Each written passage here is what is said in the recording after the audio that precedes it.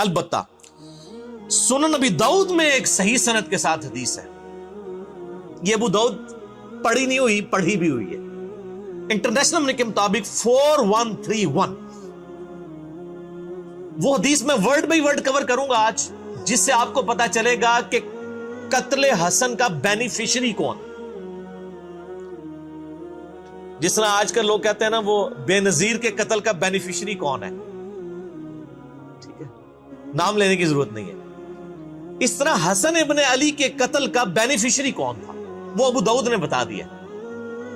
اور دوسرا truth reveal ہوگا کہ مولا علی علیہ السلام کو ممبروں پر آل امیہ کے دور میں جو لعنت کروائی جاتی تھی، سب و شتم ہوتا تھا، وہ کہتے ہیں سب کا مطلب تنقید ہے. تنقید نہیں ہے. صحیح مسلم انٹرنیشنل نمبر کے مطابق 6229 نمبر حدیث ہے، لعن اللہ ابا تراب، ابو تراب پر اللہ کی لعنت، نعوذ باللہ من ذالک. لعنت کرواتے تھے وہ. یہ لعنت کیوں کرواتے تھے؟ یہ بھی ایک کوسچن ہے نا، کس سے ان کو کیا ملتا تھا؟ یہ ٹروتھ بھی آپ کو اس حدیث میں ریویل ہوگا کہ بیسیکلی وہ چاہتے تھے کہ خلافت راشدہ کا ایک بھیانک چہرہ لوگوں کے سامنے ہے، لوگ خلافت کی تلاش میں نہ رہے، ملوکیت کو قائم رکھیں. لہٰذا مولا علی پر لعنت کرواؤ. جب مولا علی سے لوگ متنفر ہوں گے، خود بخود ہی کہیں گے کہ یہ ملوکیت کا سسٹم، آل امیہ کا سسٹم بہتر ہے. یہ بھی آپ کو اس حدیث میں پتا چلے گا. اور آپ کو پتا چلے گا کہ آل امیہ بینیفیشری ہے حسن ابن علی کے قتل کی. اب قاتل کون ہے؟ وہ آج کے زمانے میں بھی میرے بھائی جب سی سی ٹی وی کیمرہ ہے، سب کچھ ہے، یہ اس طریقے سے کوئی اس کی خفیہ ویڈیو تو مطلب نہیں بنا سکتا تھا اس زمانے میں. تو آج کے زمانے میں بھی قاتل تک پہنچنا بہت مشکل ہوتا ہے، تو اس زمانے میں تو بہت مشکل تھا. اسی طریقے سے عثمان غنی رضی اللہ تعالیٰ کے بھی اسپیسیفک تو کوئی نہیں کر سکتا کہ قاتلین کون تھے. ایک اسیسمنٹ ہی ہے. یہاں پر بھی یہی معاملہ ہے. یہ حدیث ہے ابو داؤد میں 4131 انٹرنیشنل نمبر کے مطابق، اور یہ کم از کم 3 اہل سنت کی مین سٹریم کی کتابوں میں ہے. سنن ابی داؤد میں ہے 4131. اس حدیث کو شیخ البانی بھی صحیح کہتے ہیں. شیخ زبیر علی زئی صاحب رحمہ اللہ تعالی، جن کا کرائٹیریا صحت کا بڑا سخت تھا، وہ بھی اسے صحیح کہتے ہیں. اس حدیث پہ بعض ناسبیوں نے جو اعتراض کیا منکرین حدیث نے، میں انشاءاللہ وہ اینڈ پہ ڈسکس کروں گا، کیونکہ وہ عام بندوں کا ٹاپک نہیں ہے، اس لیے میں اس موضوع کی روانگی کو توڑنا نہیں چاہتا. ابو داؤد میں 4131، مسند احمد میں ہے 17228 عربی والے میں، مکتبۃ شاملہ میں، اور جو اردو پی ڈی ایف ہے مکتبہ رحمانیہ کا، اس میں ہے 17321. یہ سارے جے پی جیز انشاءاللہ ہم ساتھ اٹیچ کر دیں گے. اور تیسری کتاب ہے المعجم الکبیر طبرانی، اس میں امام حسن علیہ السلام کے چیپٹر میں انٹرنیشنل نمبر کے مطابق 2628 ہے، اور مقدام بن مادی کرب والے چیپٹر میں 636 نمبر ہے. 2 دفعہ امام طبرانی اس حدیث کو لے کے ہیں، المتوفا 360 ہجری. تو یہ حدیث الحمدللہ سونے کی مہر درست ہے. اور یہ اتنی کریٹیکل حدیث تھی کہ یہ میرے جو 5B ریسرچ پیپر میں صرف یہ واحد حدیث ہے جو میں نے 2 نمبرنگ پہ ریپیٹ کی ہے، سیریل نمبر 31 پہ بھی اور سیریل نمبر 51 کے اوپر. اور ایک نمبرنگ پہ کئی حدیث ہیں. اس میں مثلا جو 33 نمبر ہے غدیر خم کے، میں نے 8 طرق جمع کیے. ویسے تو غدیر خم پہ لاکھوں لوگ میرا کلپ دیکھ چکے ہیں یوٹیوب پہ، جو میں نے کور کیے ہیں وہ آپ دیکھ سکتے ہیں. تو ایک نمبر پہ کئی احادیث ہیں، اس لیے 200 سے زیادہ روایتیں ہیں. تو اس ریسرچ پیپر میں یہ روایت 4131 موجود ہے انٹرنیشنل نمبر کے مطابق. وہ میں آپ کو اہل حدیث کا جو ترجمہ ہے نا جی، ورڈ بائی ورڈ پڑھ کے سناتا ہوں. دارالاسلام پبلیکیشن دنیا میں سب سے بڑا اہل حدیث کا، اہل سنت کا یعنی کتابیں چھاپنے والا جو ہے وہ ادارہ ہے. یہ دارالاسلام کی عربی پبلیکیشن سامنے رکھی ہوئی ہے. یہ پڑھی ہوئی نہیں، پڑھی ہوئی بھی ہے. یہ علمی کتابی باتیں ہو رہی ہیں نا. تو اسی میں جو ابو داؤد رکھی ہے نا، اس میں ورڈ بائی ورڈ میں آپ کو دارالاسلام نے جو اردو ترجمے کے ساتھ شیخ زبیر صاحب کی تحقیق کے ساتھ چھاپی ہے، 4131 سنن ابی داؤد، ورڈ بائی ورڈ اس حدیث کو سنیں.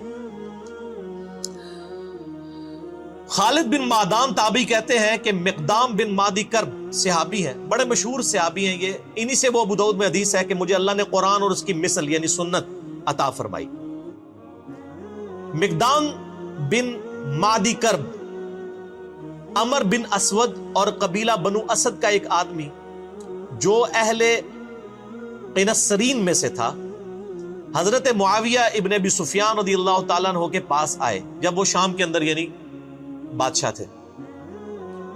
معاویہ نے مقدام سے کہا کیا تمہیں معلوم ہے کہ حسن ابن علی وفات پا گئے ہیں؟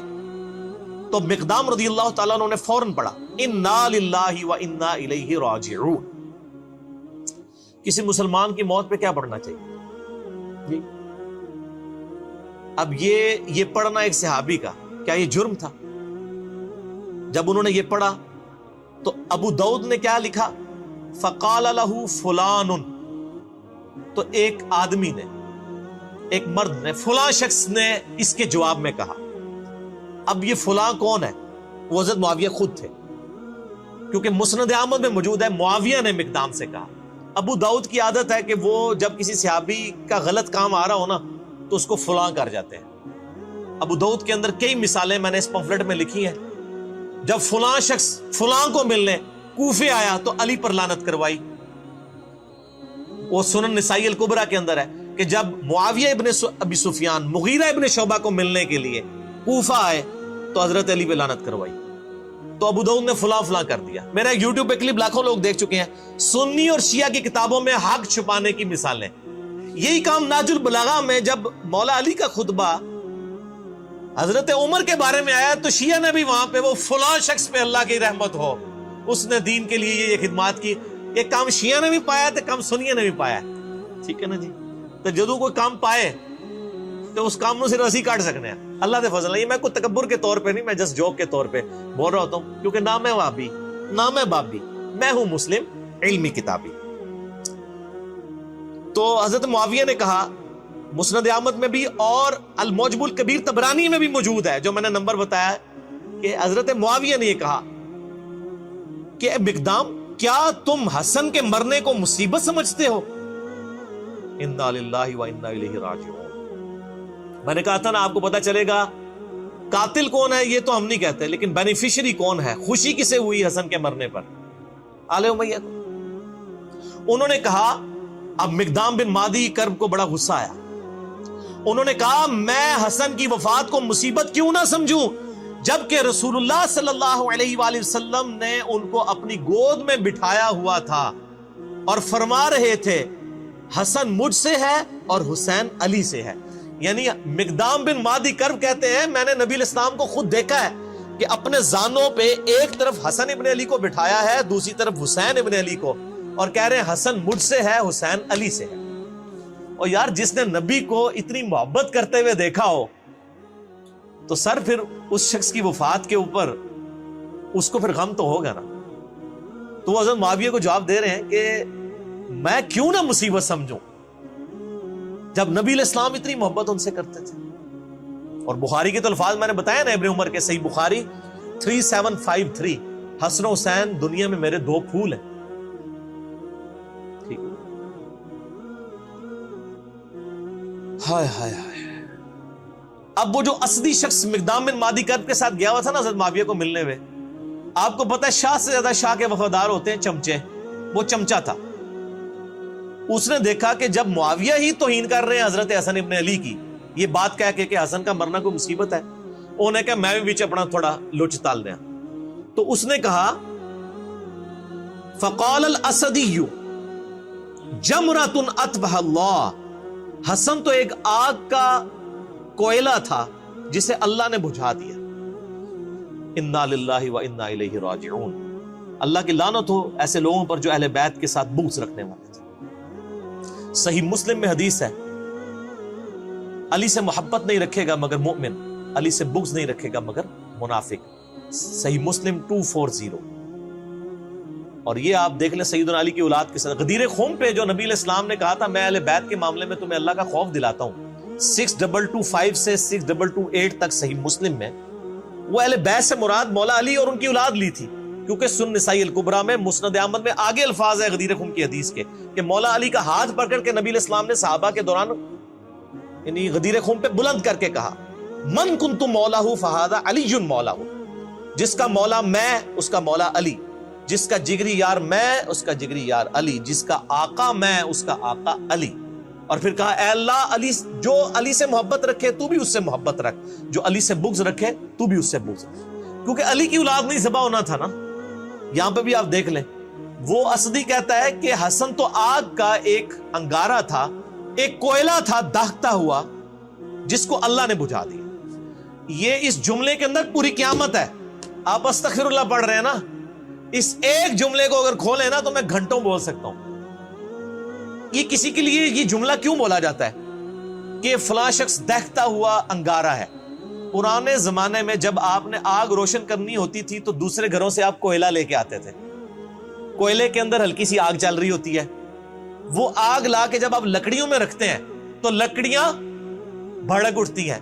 یہ لکڑیوں کو بھڑکانے والی چیز جو ہوتی ہے وہ ہوتا ہے دہتا ہوا کوئلہ. حسن کو اس نے دہتا ہوا کوئلہ کیوں کہا؟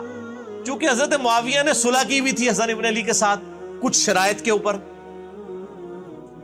ان شرائط میں سے صرف ایک ہی شرط پوری کی تھی کہ جو مال غنیمت جو قرآن حکیم میں سورۃ الانفال میں آیا کہ اہل بیت کو 5واں حصہ ملے گا بیت المال میں سے, چونکہ ان پہ زکات نہیں لگتی, وہ دیتے تھے. باقی جو 4 شرائط تھی, نمبر 1, حضرت معاویہ رضی اللہ تعالیٰ عنہ خلفائے راشدین کے طریقے کے مطابق حکومت چلائیں گے, کوئی نہیں پوری کی. نمبر 2, حضرت علی کے ساتھیوں نے جو ہتھیار ڈال دیے ہیں صلح حسن کے بعد, وہ ان کے ساتھ ظلم و ستم نہیں ہوگا. آپ یہ میرا پمفلٹ پڑھیں, میں آج اس ڈیٹیل میں نہیں جانا چاہتا, وہ سب کچھ موجود ہے ان کے ساتھ کیا کچھ ہوا, بخاری مسلم سے میں نے ثابت کیا. نمبر 3, ممبروں کے اوپر جو سب و شتم کا سلسلہ جاری ہے حسن ابن علی کے والد علی ابن ابی طالب پہ, وہ ختم کروایا جائے. وہ چلتا رہا, صحیح مسلم میں ہے 6229 نمبر حدیث. مولا علی پہ لعنت کے الفاظ کے ساتھ لعنت کی جاتی تھی آل مروان کی طرف سے. اسی طریقے سے حضرت معاویہ اپنے بعد امت کو شورا پہ چھوڑیں گے, اپنے بیٹے کو نامزد نہیں کریں گے, لیکن وہ بھی آپ بخاری اٹھا کے 4827 نمبر حدیث 4827 دیکھ لیں. صحابہ نے مخالفت کی, انہوں نے زبردستی کیا. ٹھیک ہے, تو کوئی ایک شرط بھی نہیں مانی سوائے ایک مال غنیمت والا معاملہ. تو یہ سارے شرائط تھی. اب یہ شرائط جب کوئی بندہ پورا نہ کر رہا ہو تو جس سے صلح ہوئی ہو اس سے ڈر تو لگا رہتا ہے نا کہ کہیں یہ بھی اپنا صبر کا پیمانہ اس کا لبریز ہو اور یہ دوبارہ سے خلافت کے لیے کوئی تحریک اٹھا دے. جو جب تحریک اٹھائے گا تو تحریک اٹھانے والا جو شخص ہے وہ ایک دہتا ہوا کوئلہ ہوگا جس سے آگ بھڑک سکتی ہے, خلافت راشدہ دوبارہ سے چڑھ سکتی ہے. اب آپ کو اس جملے کی گہرائی پتہ چلی. حسن ایک دہتا ہوا کوئلہ تھا جسے اللہ نے بجھا دیا. انہوں نے کہا شکر ہے ختم ہوا ہے, ہوں اسی اپنی مرضی نال کام ٹور کے رکھاں گے. سمجھ آئیے آپ کو؟ اب یہ جب گفتگو ہو رہی ہو کسی صحابی کے سامنے, یہ کسی وہابی کے آگے نہیں ہو رہی تھی, یہ صحابی کے آگے بات ہو رہی تھی, نہ کسی بابی کے آگے ہو رہی تھی. بابی بابوں کا دفاع کرتے ہیں, وہابی اپنے وہ بادشاہوں کا دفاع کرتے ہیں. یہ صحابی تھا مقدام بن مادی کرب. اس نے کہا کہ پہلے معاویہ نے یہ بات کی رضی اللہ تعالیٰ عنہ کہ حسن کا مرنا کوئی مصیبت ہے. اب اس کے چمچے نے آگے سے یہ بات کر دی کہ حسن تو ایک آگ کا انگارہ تھا, اسے بجھا دیا اللہ نے. ہائے ہائے ہائے ہائے. اب مقدام فقال المقدام, مقدام نے کہا اما انا, انہوں نے کہا معاویہ جت تک میرا تعلق ہے نا, فلا ابرح اليوم, آج میں اس وقت تک یہاں سے تیرے دربار سے نہیں اٹھوں گا, حتی اغیظک, جہاں تک کہ میں تجھے غصہ نہ دلاؤں. یعنی تو نے مجھے تکلیف دی ہے نا حضرت حسن ابن علی کے بارے میں کامنٹس کر کے نیگیٹو, میں تجھے ایسی باتیں کروں گا کہ تجھے غصہ دلاؤں. وَأُسْمِعَكَ مَا تَكْرَهُ, اور میں تجھے ایسی باتیں سناؤں گا تجھے بری لگیں گی. جب کسی کی حقیقت اسے کھول کے بیان کی جائے نا تو بڑے سے بڑے صبر کرنے والے شخص کو بھی بری لگتی ہے. پھر کہا اے معاویہ اگر میں سچ کہوں تو میری تصدیق کر دینا, اور اگر میں غلط کہوں تو تردید کر دینا. معاویہ نے کہا ایسا ہی کروں گا. مقدام نے کہا میں تمہیں اللہ کی قسم دے کر کہتا ہوں, کیا تم جانتے ہو کہ رسول اللہ صلی اللہ علیہ وآلہ وسلم نے سونا پہننے سے منع فرمایا؟ حضرت معاویہ نے کہا ہاں ہمیں بھی پتا ہے مرد کے لیے سونا حرام ہے. مقدام نے پھر کہا معاویہ تمہیں اللہ کی قسم دے کر کہتا ہوں, کیا تمہیں خبر ہے کہ رسول اللہ صلی اللہ علیہ وسلم نے مرد کے لیے ریشم پہننے سے روکا ہے؟ انہوں نے کہا ہاں. حضرت مقدام نے کہا میں تمہیں اللہ کی قسم دے کر تیسری بات پوچھتا ہوں, کیا تم جانتے ہو کہ رسول اللہ صلی اللہ علیہ وآلہ وسلم نے درندوں کی کھالیں پہننے اور درندوں پر سواری کرنے, یعنی شیر کی کھال پہننا یہ تکبر کی علامت ہے, اس سے منع فرمایا؟ حضرت معاویہ نے کہا ہاں. مقدام نے کہا اللہ کی قسم میں نے یہ سب کچھ تمہارے گھر میں ہوتے ہوئے دیکھا ہے اے معاویہ.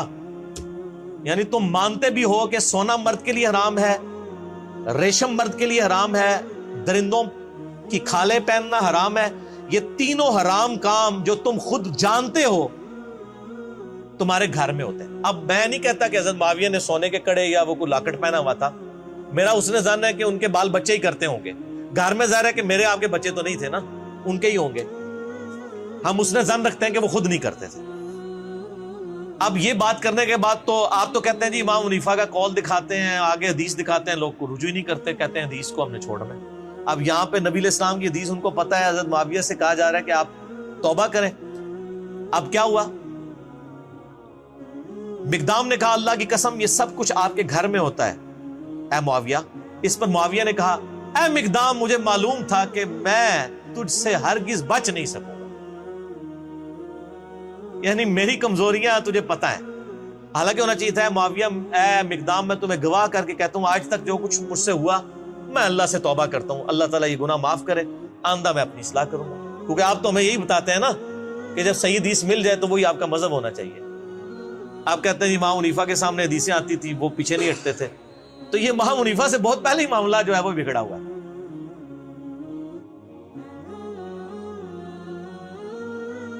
مجھے پتا تھا میں گلے نہیں تیرے کو جیت سکتا، اے منو بھی کہہ رہے ہوتے ہیں او علی دی زبان بڑی لمبی ہے، وہ زبان نہیں لمبی، سچ ہوتا ہی اتنا طاقتور ہے کہ اس سے آپ جیت ہی نہیں سکتے۔ یہ تھوڑے بزرگ بابے بھی یہی کہتے سن کہ میں گلے تھوڑے کو نہیں جیت سکتا، انشاءاللہ تسی بھی نہیں جیت سکو گے کیونکہ بات ہی سچی ہے۔ آپ دیکھ لینا اے مقدام مجھے معلوم تھا کہ میں تجھ سے ہرگز نہیں بچ سکوں۔ خالد بن معدان نے بیان کیا کہ پھر حضرت معاویہ رضی اللہ تعالیٰ نے مقدام کے لیے اس قدر انعام کا حکم دیا، انہوں نے کہا جی بیت المال میں سے لا کے ذرا مال دو۔ بادشاہ آپ کو پتا ہے نا وہ جب کسی کو خوش کرنا چاہتے تھے تو مال دیتے تھے، تو مقدام بن مادی کرب کو انہوں نے کہا اس کو انعام دو اور ان کے دوسرے ساتھیوں کو بھی دو۔ چنانچہ حضرت مقدام کو جب مال دیا گیا تو انہوں نے اپنے ساتھیوں میں وہیں تقسیم کر دی۔ حضرت معاویہ نے گفٹ دیا، انہوں نے تحفہ سنت کے مطابق قبول کر لیا، لیکن وہ آج کل مولویوں کی سنت نہیں سی کہ لے کے بوجھ پا لیندے۔ نبی علیہ السلام کو بھی جو گفٹ آتے تھے آپ قبول کرتے تھے، صحابہ میں ہی بانٹ دیتے تھے۔ تو مقدام بن مادی کرب کو جتنی رقم حضرت معاویہ نے اس وقت دی بیت المال میں سے، انہوں نے لے کے ادھر ہی غریبوں میں تقسیم کر دی۔ سچا بندہ جو ہے اس کو کسی کی پرواہ نہیں ہوتی ہے، وہ بینیفیشری نہیں ہوتا کسی کا، اس کی روٹی روزی دین کے ساتھ نہیں جڑی ہوتی۔ چنانچہ مقدام نے اپنے ساتھیوں میں سے تقسیم کر دیا، مگر اس اسدی نے جو کچھ وصول کیا وہ کسی کو کچھ نہ دیا۔ اور جنہیں کیا سی نا حسن آگ کا انگارہ ہے، اس کا کریکٹر بھی نقل کر دیا امام داؤد نے، اس نے کسی کو کوئی چیز نہیں دی۔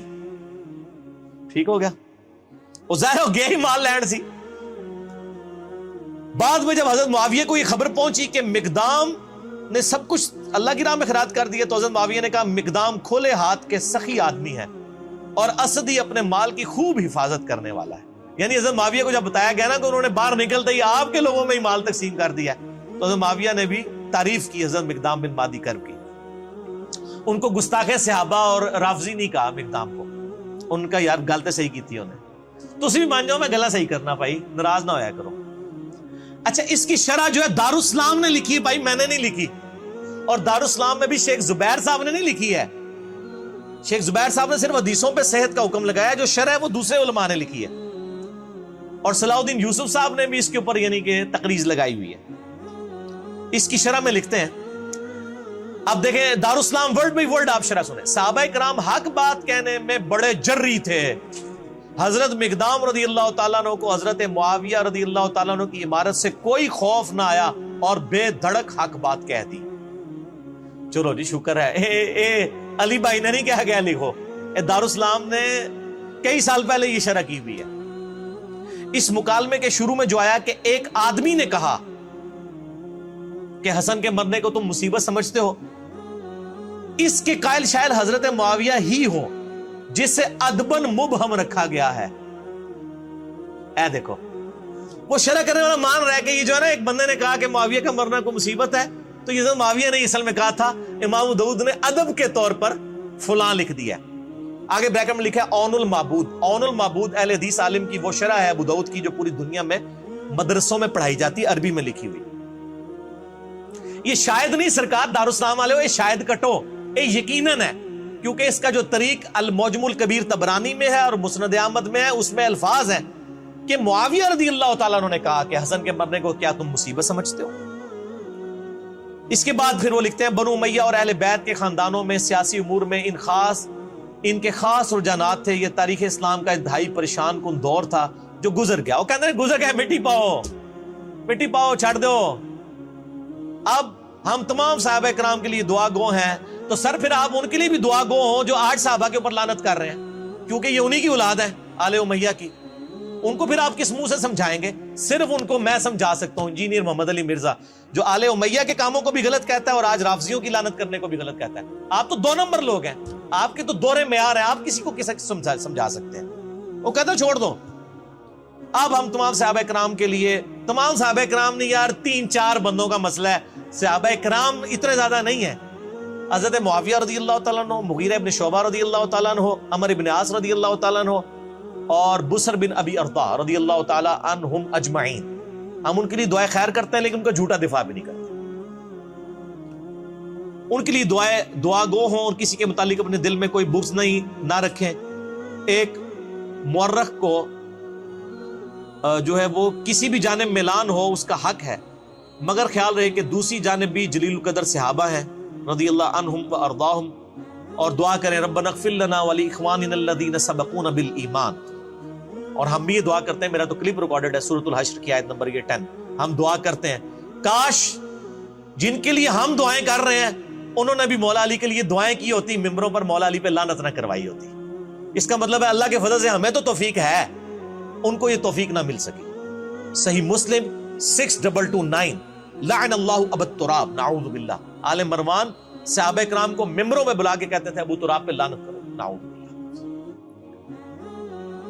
درندوں کی کھالیں اور ان کی گدیاں استعمال کرنا جائز نہیں ہے، اور ایسے ہی مردوں کے لیے سونا اور ریشم بھی مباح نہیں. حضرت معاویہ رضی اللہ تعالیٰ کے متعلق جو ذکر ہوا، ان کے گھر میں ریشم اور درندوں کی کھالیں اور سونا استعمال ہوتی تھی، تو شاید فرامین رسول کی وہ کوئی تعویل کرتے ہوں. دیکھو یہ وہی ہے جس طرح وہ تفسیر عثمانی میں لکھا ہے نا کہ قرآن میں آیا کہ بچے کی دودھ چھڑانے کی عمر 2 سال ہے، اور امام حنیفہ فرماتے ہیں 2.5 سال ہے. شاید امام حنیفہ کے پاس بھی کوئی دلیل ہو. یہ وہی ہے او پائی سارے ہی کو کچو، نہ میں وابی نہ میں بابی، میں ہوں مسلم علمی کتابی. آپ یہ دیکھ لیں بابی ہیں، یہ پریکٹیکلی یہ بھی بابی بنے ہوئے ہیں. دارالاسلام والے بجائے یہ لکھنے کے کہ انہوں نے غلط کام کیا، وہ کہتے ہیں انہوں نے تعویل کر لی ہوگی. دنیا میں ہر شخص اپنے جرم پہ پردہ ڈالنے کے لیے نا تعویل ہی کرتا ہے. ظاہر ہے جنہوں نے عمار ابن یاسر کے قتل کے اوپر تعویل کر لی کہ یہ علی ہے قاتل، نہ علی لے کے آتا تو نہ قتل ہوتا، مارے خود. تو پھر مولا علی نے فرمایا کہ پھر حمزہ کا قاتل کیا نبی علیہ السلام تھے؟ نہ عہد میں لے کے جاتے نہ حمزہ قتل ہوتا. پھکی دی تھی، مولا علی بھی پھکیاں دیتے سن. الزامی جواب، اینٹی وینم، لاجیکل آنسر. بال یہ ٹاپک لادہ ہو جائے گا. تو یہ میں نے شرح بھی بیان کر دی اور شرح بھی بیان